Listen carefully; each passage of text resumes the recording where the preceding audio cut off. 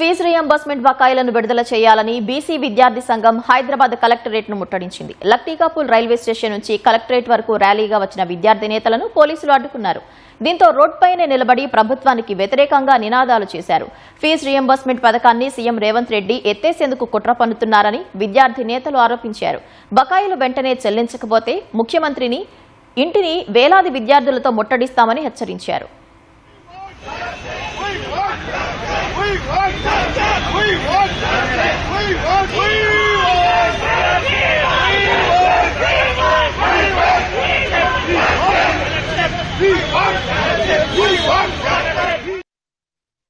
ఈ ప్రభుత్వం వచ్చి 34 నెలలు గడుస్తున్నా గానీ 8,500 కోట్ల రూపాయలు ఫీజు రియంబర్స్మెంట్ బకాయిలు మిగిలినాయి. మా విద్యార్థుల ఫీజు రియంబర్స్మెంట్ మాకు ఇవ్వండి. ఈ ప్రభుత్వానికి ఎట్లుందంటే ఎప్పుడు ఫీజు రియంబర్స్మెంట్ ఎత్తివేదాం, అదే విధంగా హాస్టల్ ఎత్తేదాం, గురుకులాలు ఎత్తేదామని రాష్ట్ర ముఖ్యమంత్రి అనుకుంటారు. ఇలా ఫీజు రియంబర్స్మెంట్ పాత పద్ధతిలో కొనసాగించాలి. అదే విధంగా 8,500 కోట్లు పాత బకాయిలు పెండింగ్ లో ఉన్నాయి. ఇలా విద్యార్థులు చదువుకొని ఇలా డిగ్రీకి పోదామన్నా, పీజీకి పోదామన్నా, ఇంజనీరింగ్ పోదామన్నా కాలేజీ యజమాన్యం సర్టిఫికేట్ ఇవ్వడం లేదు. పిల్లలు నర దోష పడుతున్నారు, ఇబ్బందులకు గురవుతున్నారు.